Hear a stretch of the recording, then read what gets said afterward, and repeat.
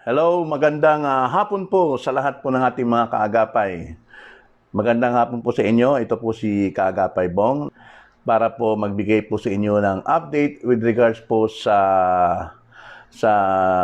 coronavirus, kung paano nakakaapekto ito sa ating mga kababayan. Hindi lang sa Pilipinas kundi po dito po sa iba't ibang panig po ng Gitnang Silangan at Asya. Okay, bago po tayo magsimula, magbibigay muna ako ng disclaimer. Okay? Lalagay muna ako ng disclaimer para po sa inyong kalaman.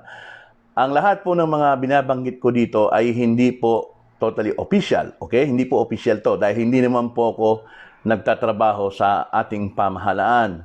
Para po sa inyong kalaman, ako po ay isang non-government, member po ako ng isang non-government organization po sa Pilipinas at isang OFW advocate. So, ang aking pong mga sasabihin o mga bibigay sa inyong mga updates ay galing po to sa amin, pero ito po ay nakuha namin ang mga information mula sa ating mga official sources po, katulad po ng Polo, ng Embassy, ng Consulate. Okay? So, yun po yung aking sasabihin po sa inyo. So, ang aking pong sasabihin ngayon ay sa abot lang po ng aking makakaya. So, sa ngayon po, malinaw po ang nakasaad po, sinatanong po ng mga lahat ng tao, ng mga nagme-message sa akin, kung totoo daw po itong financial assistance na $200 na ipagkakaloob ng ating pamahalaan sa pamamagitan ng Polo. Sa ganang akin po, totoo pong mayroong pong financial assistance na ibibigay ang ating pamahalaan, pero wala pa ho silang binibigay po na direktiba o yung abiso sa mga ating mga Polo officials. Unang-una po, wala pa hong ibinibigay na abiso ang ating Philippine Overseas Labor Office kung paano ang gagawin po sa pagdi-distribute po ng $200 po na financial assistance na ipagkakaloob sa mga OFW. Sa pagkakaintindi ko po doon sa ibinigay po na kautusan ng DOLE, doon po hindi naman nabanggit doon na may financial assistance na pera na nakasulat. Kaya nagtanong po tayo sa kanila sa Polo. Tsaka hindi nila pa dinibigay yung direktiba talaga. Sa ngayon, ang pagkakaintindi po natin doon, ang sinasabi po ng ating ng DOLE po, ng Department of Labor and Employment, yung pong tinamaan daw po ng COVID, nung no work, no pay policy po. Ito po yung mga kababayan po natin na naapektuhan po nitong krisis na ito, yung pong nagsara ng mga kumpanya, yung mga pinag-utos po ng bawat bansa. Hindi lang po sa Saudi yung pinag-uusapan natin, pinag-uusapan natin sa buong Gitnang Silangan po. Marami pong companies po ang pansamantalang nagsara dahil po sa pag-uutos po ng pamahalaan ng bawat bansa para po ma-contain po, masiguro po na hindi na kumalat yung virus. At marami po sa mga kababayan natin, base po sa mga nare-receive ko ng mga messages sa aking inbox, ay yung pong mga nasa sektor po ng mga cleaners, yung mga nagtatrabaho po sa salon, yung mga nagtatrabaho po sa waiter, may mga nagtatrabaho po sa hotel. Yan po yung mga pangunahin pong mga sektor po ng ating OFW na tinamaan po ng no work, no pay policy base po sa mga request for assistance na nare-receive ko sa aking inbox. Wala pong patid po yung messages sa akin ngayon.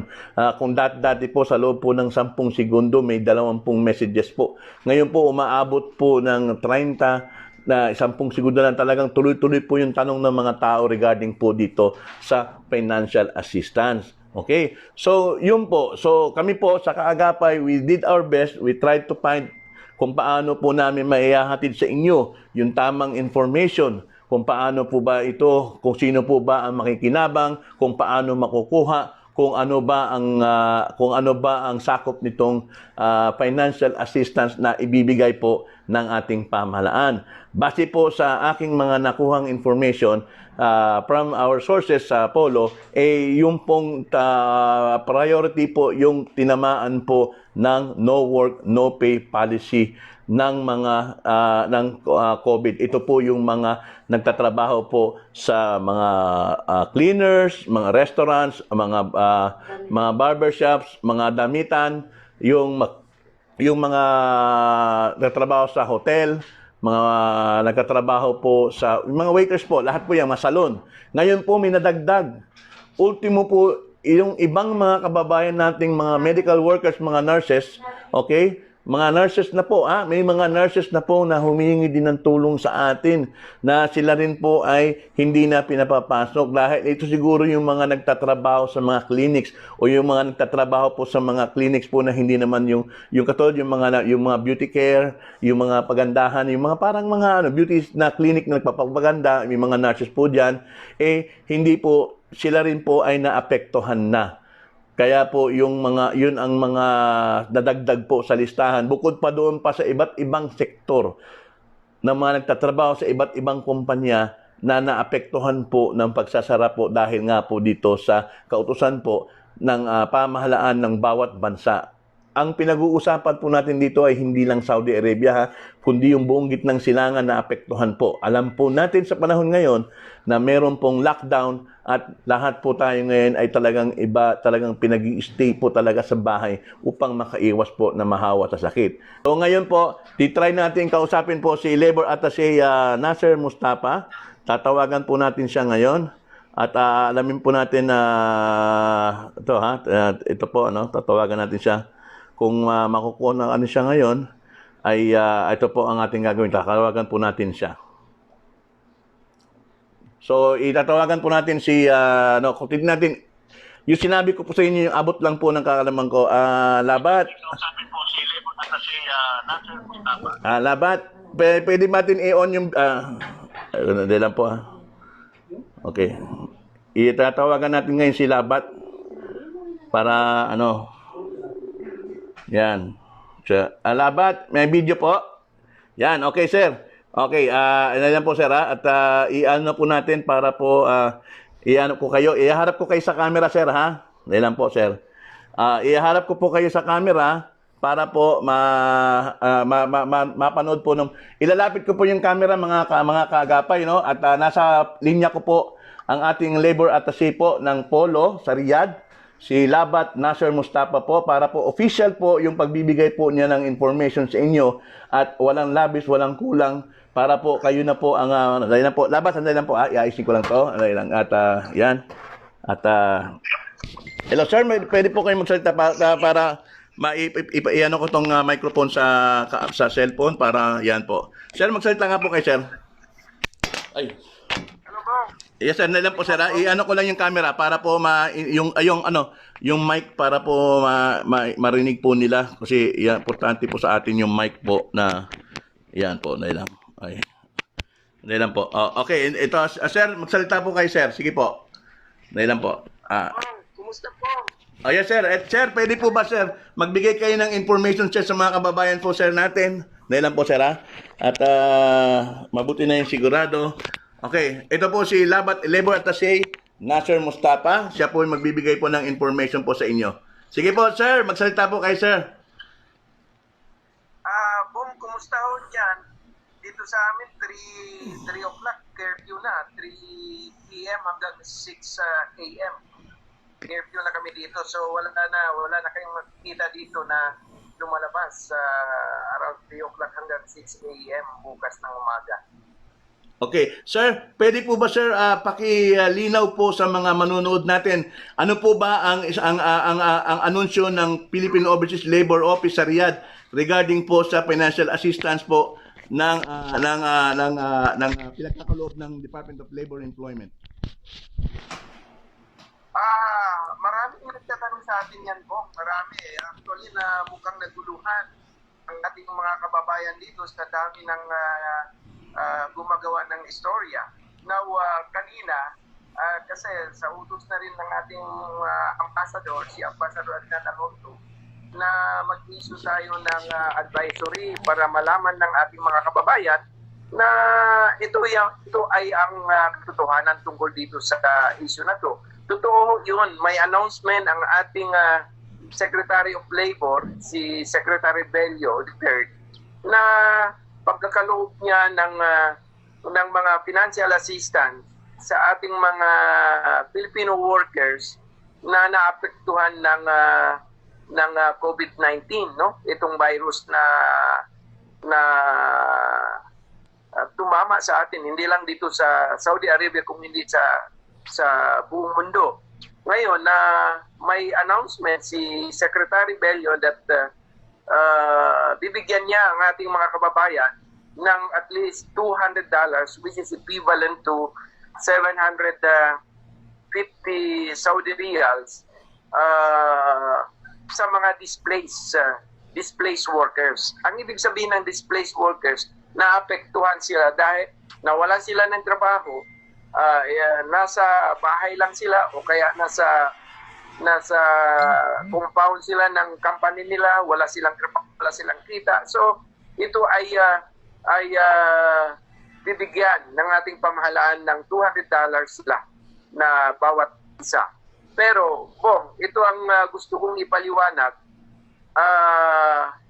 Wala pa sa atin ang implementing guidelines kung paano itong ibigay natin at wala pa rin sa atin ang pera na sinasabi na ipadala sa mga polo. Wala pa rin. Unang-una, ang mga bangko dito sa Saudi ay sarado. So, hindi pa napapadala ang pera. And secondly, of course, gaya ng sinabi ko, kailangan natin ng implementing guidelines. Kaya hindi ko pwedeng sabihin kung ano ang mga kailangan ng ating mga kababayan dalhin kung sila ay kukuha nitong $200 from the polo. So, kahit doon lang yun makikita natin sa implementing guidelines kung ano talaga ba, sino ba ang entitled dito or ano ba ang mga requirements na pwede nilang ipakita sa polo na talaga sila ay displaced worker. So yun ho ang inihintay nating guidelines. And then pag na-receive natin yung guidelines at saka yung na-remit ng Manila dito ng dole ang pera, then we will announce that to our mga Filipino workers dito sa Saudi Arabia. Okay. Sir, pwede po bang mabigyan niyo sir ng information kasi nagtatanong yung mga nasa Saudi, ano po ba ang sakop po ng Philippine Overseas Labor Office sa Riyadh? Dahil may nagtatanong bakit daw wala sa Abha, bakit daw wala sa Qasim, wala sa Ail, bakit Riyadh lang daw? Sir, maraming hindi po nakakaano po. Hindi naman sa Riyadh, sa buong Saudi dito. In fact, ang sinabi ng ating mahal na secretary ng labor, si Secretary Bello, ang sinabi niya, there are more than 70,000 Filipinos who were displaced because of this COVID-19. So, kasama ang Middle East yun. Lahat tayo sa Middle East. Lahat ng polo sa Middle East, for example, dito sa Saudi, mayroon tayong polo dyan sa Riyadh. May polo tayo sa Jeddah, may polo tayo sa Al-Khobar. So lahat yan, kung mag-release sila ng pera at saka yung guidelines, lahat yan ipaparating ng ating gobyerno sa mga polo na yan. Of course, under yan ng supervision ng ating ambassador dito sa Riyadh at saka sa Eastern Region, under yan ng supervision ng ating mahal na ambassador, si Ambassador Adnan Alonto. Pero diyan sa Western Region, sa Philippine Consulate, ay under yan ng supervision ng ating Consul General na si Ed Badaos. Okay. Sir, nagtatanong sir yung mga kasambahay nating mga nagkatrabaho, bakit daw hindi raw sila kasama? Hindi raw sila nakapagpadala ng pera?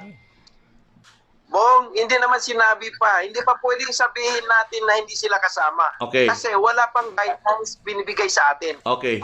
Masasabi natin sila kasama sila o hindi kung ma-receive na natin ang guideline. Yes, okay po. Yan po, para sa mga nagtatanong po, sir, bumabaha ng message sir dito sa ngayon, kung kasama raw ba sila yung mga kasambahay. Salamat din sa sa input. Pero sir, ito sir, kasama po yung nasa Kuwait, Qatar, lahat po sir ng mga bansang na may OFW na po sir, no?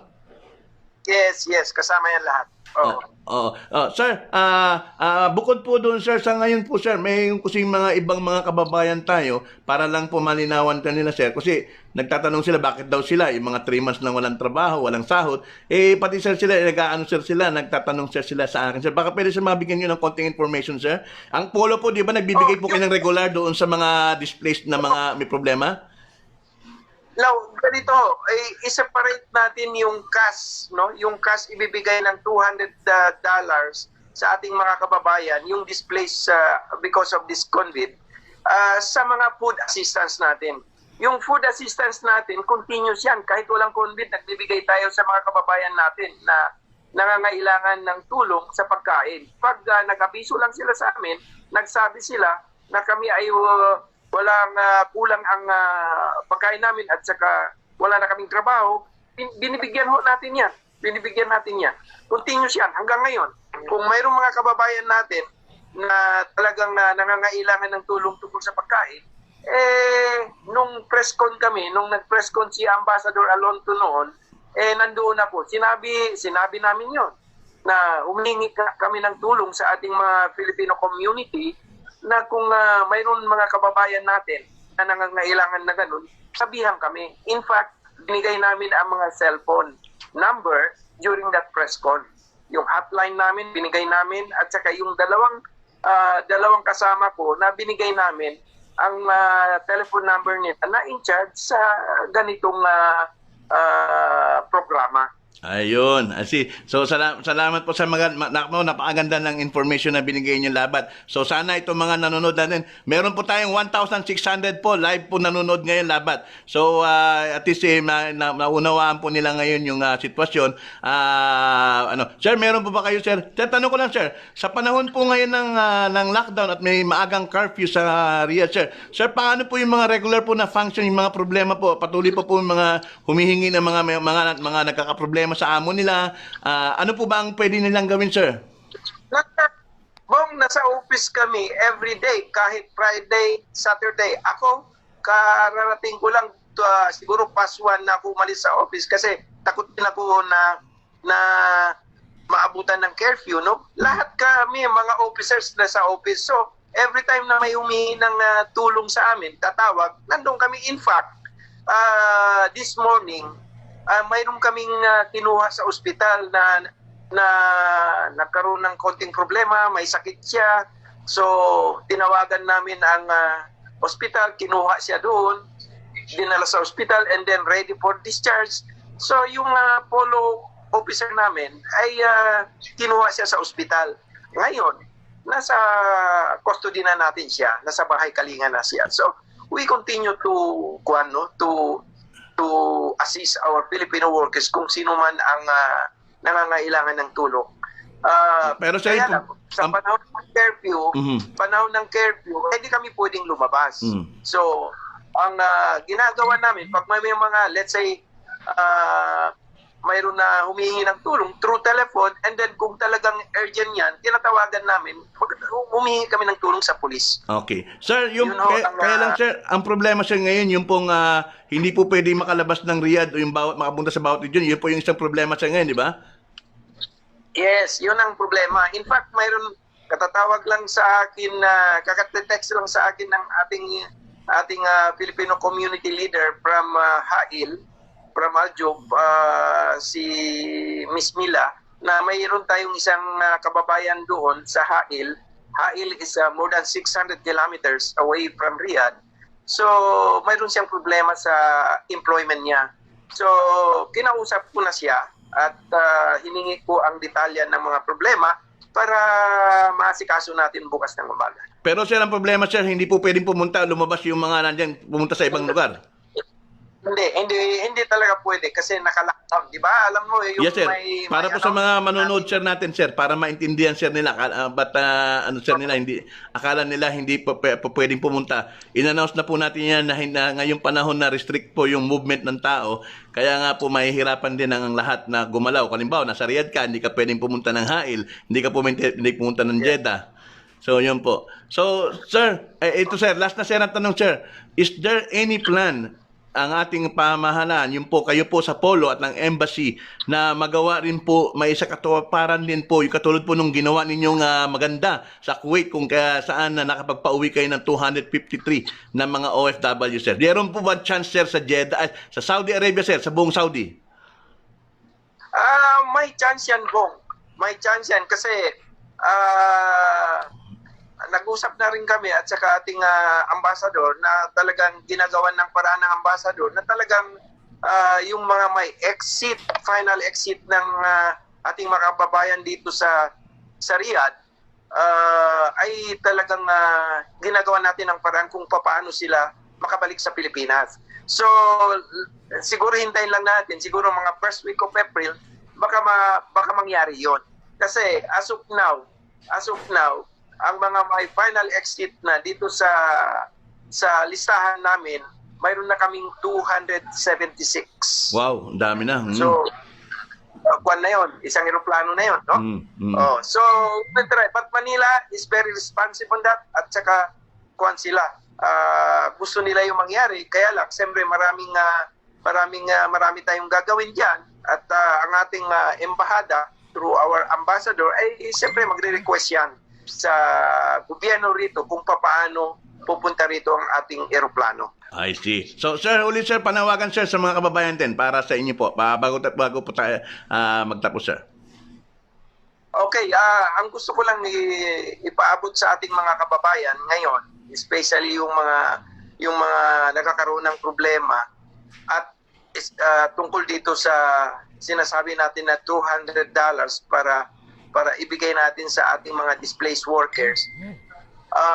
Makinig kayo sa aming official na announcement.